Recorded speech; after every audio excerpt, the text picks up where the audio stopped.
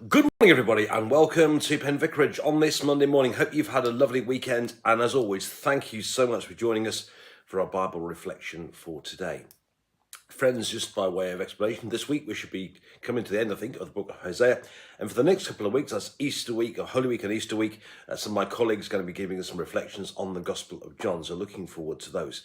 But for today, we are in the book of the incredible book of Hosea. So again, fasten your seatbelts, flak jackets on, Hosea and chapter 10. Israel is a luxuriant vine that yields its fruit. The more its fruit increased, the more altars he built. As his country improved, he improved his pillars. Their heart is false, and now they must bear their guilt. The Lord will break down their altars and destroy their pillars. For now they will say, we have no king. We do not fear the Lord. And a king, what could he do for us? They utter mere words. With empty oaths they make covenants.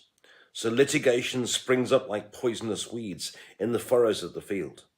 The inhabitants of Samaria tremble for the calf of Beth-aven. Its people shall mourn for it, and its idolatrous priests shall wail over its glory that has departed from it. The thing itself shall be carried to Assyria as a tribute to the great king. Ephraim shall be put to shame, and Israel shall be ashamed of his idol. Samaria's kings shall perish like a chip on the face of the waters. The high places of Avon, the sin of Israel, shall be destroyed. Thorn and thistle shall grow up on their altars. They shall say to the mountains, cover us, and to the hills, fall on us. Since the days of Gibeah you have sinned, O Israel. There they have continued. Shall not war overtake them in Gibeah? I will come against the wayward people to punish them, and a nation shall be gathered against them when they are punished for their double iniquity. Ephraim was a trained heifer that loved to thresh, and I spared her fair neck. But I will make Ephraim break the ground. Judah must plough, Judah must harrow for himself. Sow for yourselves righteousness, reap steadfast love. Break up your fallow ground, for it's time to seek the Lord, that he may come and rain righteousness upon you. You've ploughed wickedness, you have reaped injustice. You've eaten the fruit of lies, because you've trusted in your power and in the multitude of your warriors. Therefore the tumult of war shall rise against your people, and all your fortresses shall be destroyed. As Shalman destroyed Beth-arban on the day of battle, when mothers were dashed in pieces with their children, thus it shall be done to you, O Bethel, because of your great wickedness. At dawn, the king of Israel shall be utterly cut off. And this is the word of the Lord. Thanks be to God. Okay, another somewhat uncomfortable chapter, but nonetheless, for all that, full of some amazing stuff, really. I think it's in two sections. There is 1 to 10, and there is 11 to the end. And in both cases, it kind of starts with what Israel should have been, what Israel has become, and therefore what is to come, if you know what I mean. So, for example, in verse 1, he starts off by saying, Israel is a luxuriant vine that yields its fruit. In other words, it was meant to be a vine. Vines are supposed to be fruitful things. They're supposed to bear grapes that we can drink and make wine out of and nice things like that. But actually, in a sense, it's become wilder and wilder and more true. Instead of bearing good fruit, it's borne bad fruit instead. And in a sense, there's a similar parable to this in Isaiah chapter 5, if you want to look it up, the parable of the vineyard in Isaiah chapter 5. Isaiah chapter 5, verses 1 to 7. But also, later on, it's interesting, when Jesus said in John chapter 15, Jesus says, I am the true vine. He's referring here to Hosea and to Isaiah, of course, as well. When he said, I am the true vine, and my Father, and you are the branches and so on. In a sense, what he's saying is referring to this, that Israel is meant to be a luxuriant vine that bears fruit, but it's gone wrong. It went wrong in Isaiah chapter 5 as well.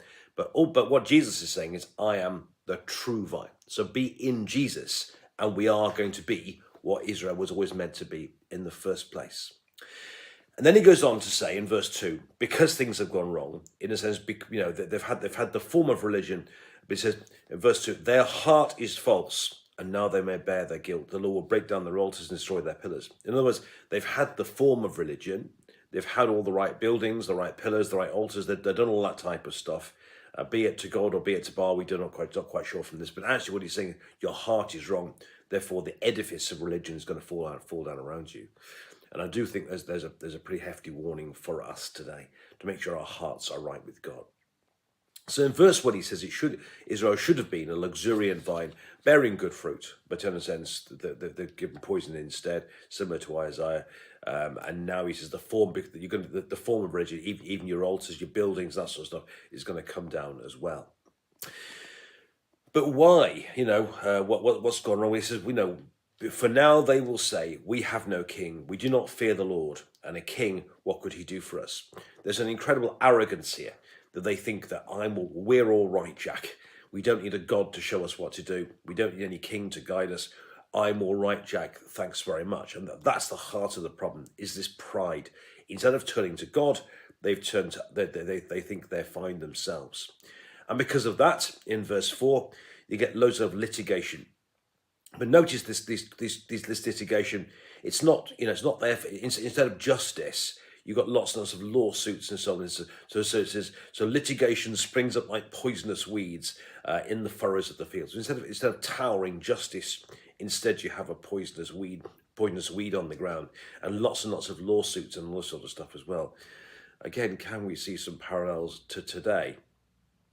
So because they have dispensed with God, they think, because they don't, because they think they're all right, because of that, they've turned their back on God. They're trusting in themselves instead. Instead, they get massive loads and loads of lawsuits, not doing them any good either. And things get even worse. Their religion goes bad as well. It says the calf of Bethaven. Bethaven, of course, means the place of evil. And even that gets taken away. So the calf, with the kind of form of religion, that gets taken away. It talks about the priest in verse 5, the idolatrous priests wailing over it. Even that gets taken away as well. And what's more, they says they're going to get taken away to Assyria, and it says as a tribute to the great king. Now, there's quite a bit of sarcasm here, because bear in mind they have said in verse 3 that we don't want a king. They've dispensed with God. Now here we've got a great king. Now apparently the Hebrew for great king is better translated as king of quarrel, like a nitpicker, a king who wants to cause trouble all the time. So what you're saying here, there's certainly a bit of sarcasm, is that you've said we don't want a king, you don't want a proper king, but instead you want a great king, and what you're going to get is a king of quarrel instead. So you've dispensed with the king of heaven, and you've got the king of Sumer, and you've got the king of Assyria instead. Yeah, let's say you weren't warned. Then he goes on to say that as well. In verse 7 too, he's going to quote, Samaria, which is the northern kingdom, shall perish like a chip on the face of the waters. Again, because they've dispensed with God, instead of being a towering oak, instead is a chip. That's just like a twig on top of the ocean. That's what the word chip there means. That means like a twig. So instead of being like a massive towering oak, dispensing justice and righteousness, instead Samaria's king shall become like a chip. That's how unimportant and insignificant they're going to become too. And things, he says, get so bad that you'll say in verse 8, they shall say to the mountains, cover us, and to the hills, fall on us. And Jesus said something similar when talking about the second coming, by his second coming as well. I think it's Matthew 24. Check it up at your will. That's how bad things have become. But the root cause is they've turned their back on God. Then in verse 11, you get a kind of similar thing again. He starts off with, we've had already, it was supposed to be a luxuriant vine, but it's come trouble instead. Now in verse 11, you have Ephraim was a trained heifer that used to thresh. That's instead of a bull of octopus worship, a trained heifer, something that's helpful and good. But he says, because they've turned their back on God, I will make Ephraim break the ground. In other words, Ephraim will be taken away. And Judah must plough. Judah must harrow for himself. So the northern kingdom, because it went rotten first, the northern gets taken away. So Judah will be harrowing for himself. And then he goes on to say, sow for yourselves righteousness, reap steadfast love, break up your fallow ground, for it is time to seek the Lord, that he may come and rain righteousness upon you. Through the whole of this, through the many woes that Hosea gives us, there's always the hope, and there's always the prayer and the exhortation here to turn to God, because in God there is always hope. And I think also that sowing for yourselves, this also reminds us of Jesus and the parable of the sower. I think it's Mark chapter 4, I think, but look it up at you. The parable of the sower, that the sower went out to seed and sowed the word of God. So now is the time, my friends, to sow the word of God. Now is the time to seek God and to turn to God and find in him righteousness and peace. But he goes on to say, it was meant to be a train heifer, but where have they gone wrong? Because he says in verse 13, because you have trusted in your power and in the multitude of your warriors, therefore the tumult of war will rise against your people. Again, there's the arrogance here. Instead of trusting in God, they've trusted in themselves. And because of that, trouble is coming. So there's a message in here for the people there. There's a message for us. Israel was meant to be a luxuriant vine and a trained heifer. But instead of trusting in God, they have trusted in themselves. They've trusted in their own power. They've been trusted in their own, what they think that they're their own warriors, and they think they're so blooming good. And therefore, they've instead of the King of Heaven, they find themselves with a king of trouble. Instead of oaks of righteousness, they've become chips on the ocean, and it's all become trouble. But the message to us, my friends, is who are we trusting in? In our lives today, are we trusting in God? Or are we trusting in other things? Are we trusting in ourselves? Or are we trusting in God?